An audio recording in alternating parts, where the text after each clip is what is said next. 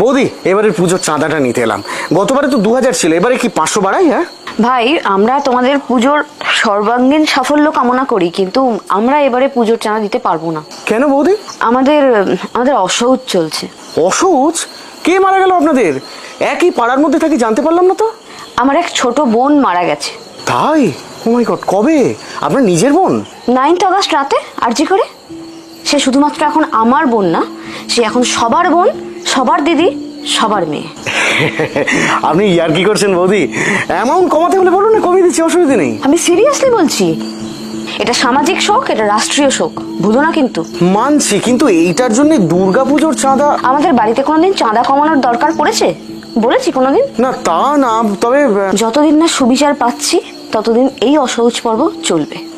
আর পুজোর আগে যদি আমরা সুবিচার